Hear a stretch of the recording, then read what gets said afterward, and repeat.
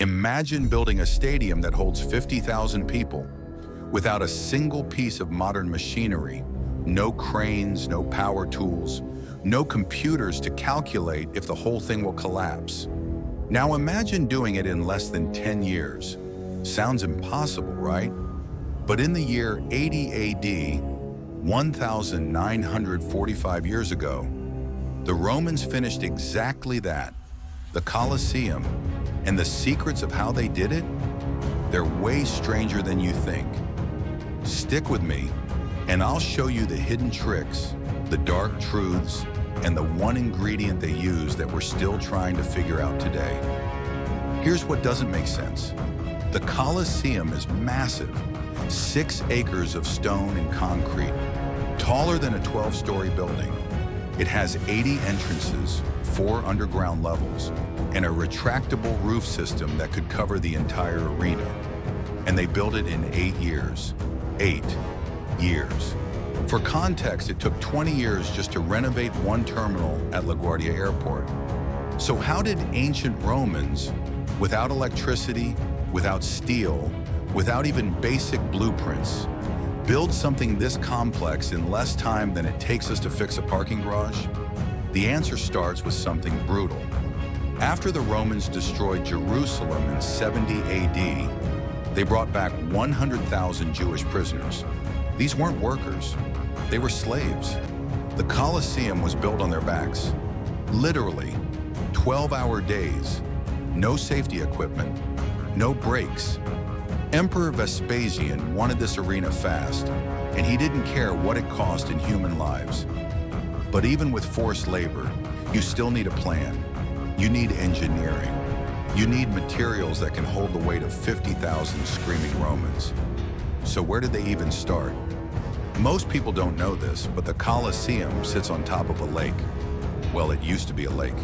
Before construction began, that spot was Nero's private artificial lake, part of his ridiculous golden palace. When Vespasian took power, he drained it and decided to build the People's Arena right there. A political move, taking back land from a tyrant. But building on a former lake bed is a nightmare. The ground is soft, unstable. If you just start stacking stone, the whole thing sinks into the mud. So the Romans dug down, 30 feet deep. They poured a foundation made of concrete and stone that weighs more than the entire structure above it. This foundation alone took thousands of workers and countless tons of material. And here's the weird part. Roman concrete is better than ours. I'm serious. Modern concrete cracks and crumbles after 50 years. Roman concrete gets stronger over time. Scientists still don't fully understand why. They use volcanic ash from near Naples mixed with lime and seawater. Somehow, that combination creates a chemical reaction that keeps hardening for centuries. The Colosseum has survived earthquakes, fires, looters, and 2,000 years of weather. Because of concrete, we still can't replicate, but a strong foundation is just step one. Now they had to lift millions of pounds of stone into the sky.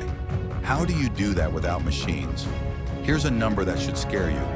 The Colosseum used over 1 million cubic feet of stone, travertine limestone, each block weighing 300 to 400 pounds. Quarried from Tivoli, 20 miles away, no trucks, no trains, just ox-drawn carts on dirt roads. It took an entire fleet of wagons running day and night just to keep the supply coming. And once the stones arrived, they had to go up, 40 feet up, 60 feet, higher. The Romans used cranes, but not like our cranes. These were wooden frames powered by humans running inside giant wheels, like hamsters. Teams of slaves would climb into these treadmill wheels and walk, winding up ropes that lifted the stones inch by inch. One mistake, one snapped rope, and a 500-pound block comes crashing down. People died building this thing, often. But the Romans didn't just stack stones like Lego blocks. They used a trick that made the Colosseum nearly indestructible. No mortar. Instead, they drilled holes into each stone, and connected them with iron clamps. Thousands of iron clamps holding the entire structure together like a giant 3D puzzle. This made the building flexible. During earthquakes, the stones could shift slightly without collapsing. Genius. But here's the dark side of that genius. After the Roman Empire fell, people stole those iron clamps. They pried them out to melt down and sell. That's why the Colosseum has all those pockmarked holes today. Looters literally tore pieces off for scrap metal. Still, the core structure survived, which brings us to the most insane part of this whole building, the part hidden underground. If you visit the Colosseum today, you can look down into the basement. It looks like a maze. Stone hallways, trapdoors, pulley systems. This is the hypogeum, the underworld, and this is where the real magic happened. Because the Romans didn't just want fights, they wanted spectacle. They wanted lions appearing out of nowhere, prisoners rising from beneath the sand, entire forest scenes with trees and live animals materializing in seconds. The hypogeum made that possible. It was a two-story network of tunnels and cages beneath the arena floor. Stagehands, slaves, and animals waited down there in the dark. When the showrunners gave the signal, teams of men would pull ropes and operate elevators, vertical shafts that lifted props, people, and predators up through trapdoors in the floor. Imagine you're a criminal standing in the arena. The crowd is screaming. You don't know what's coming. Then the sand shifts, a trap door opens, and a tiger explodes into the sunlight. The audience loses their minds. They think it's magic, but it's not magic. It's engineering, hidden, brutal, brilliant engineering. And the Romans built this entire system, the lifts, the trap doors, the timing mechanisms, without any of the technology we rely on today. But here's the question nobody asks. Why go through all this trouble? Why spend 8 years and countless lives building the most advanced stadium in ancient history? The Colosseum wasn't just entertainment, it was control. See, Rome had a problem. After decades of civil war, the people were angry, hungry, restless. The government needed a way to keep the masses distracted and loyal. So they gave them bread and circuses, free food, free shows, violent, bloody, unforgettable shows. The Colosseum could hold 50,000 people, nearly 1/10 of Rome's population. Rich and poor sat together, senators, soldiers, slaves. For a few hours, everyone forgot their problems and watched men fight to the death. It was propaganda disguised as fun, and it worked for centuries. The games were so popular that emperors competed to host the most extreme events. Nero flooded the arena and staged naval battles. Trajan celebrated a military victory with games that lasted 123 days straight. 11,000 animals were killed. 10,000 gladiators fought. This wasn't sport. It was mass slaughter as public policy. But here's something most people don't know. The Colosseum wasn't always a killing field. After the Roman Empire adopted Christianity, the games changed. Animal hunts continued for a while, but gladiator fights were eventually banned. The building fell into disrepair. Earthquakes damaged it. Looters stripped it for materials. For over 1,000 years, the Colosseum was just a ruin, a haunted shell of stone, until tourists rediscovered it. Until archaeologists started asking, how did they build this? And the more we study it, the more we realize we still don't have all the answers. Here's the uncomfortable truth. We know what the Romans built. We can measure it, walk through it, take pictures, but we don't fully understand how. That volcanic concrete, scientists have studied it for decades. They've analyzed samples under electron microscopes. They know the ingredients, but when modern engineers try to recreate it, it doesn't work the same way. There's something in the process.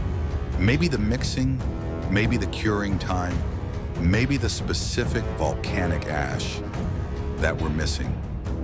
The Hippogyam's elevator system, we can see the shafts, we can guess how the ropes worked, but the exact mechanics, the timing, the coordination required to pull off those dramatic reveals, unverified. We're piecing it together from incomplete evidence. And here's the biggest mystery. No detailed construction plans survive. The Romans didn't leave behind blueprints, no instruction manuals, no builder's diary explaining, here's how we lifted a 300-pound stone 60 feet into the air. Everything we know comes from archaeology, from studying the ruins, from testing the materials, which means the full story of how the Colosseum was built. It's still partly hidden, lost to time, and maybe that's fitting, because the Colosseum was always about mystery, about spectacle, about making the impossible look easy. The Romans wanted you to walk in and feel small, powerless, amazed, and 1,945 years later, it still works. So here's what we know for sure. The Colosseum was built by slaves in 8 years. It stands on an ancient lake bed. Its concrete defies modern science. Its hidden machinery created illusions that felt like magic. And it was all designed to control you, to distract you, to make you forget your problems and cheer while men and animals died for your entertainment. But strip away the blood and propaganda, and what you're left with is this. 2,000 years ago, humans built something we still can't fully explain. Without computers, without machines, without steel. They moved mountains. They engineered wonders. They created a structure so advanced that it's still standing today while modern buildings crumble around it. That's not just history. That's proof that we've forgotten more than we think. And if you want more stories like this one, the kind you can't stop watching, hit that subscribe button, because the next secret I'm uncovering will make this one look tame.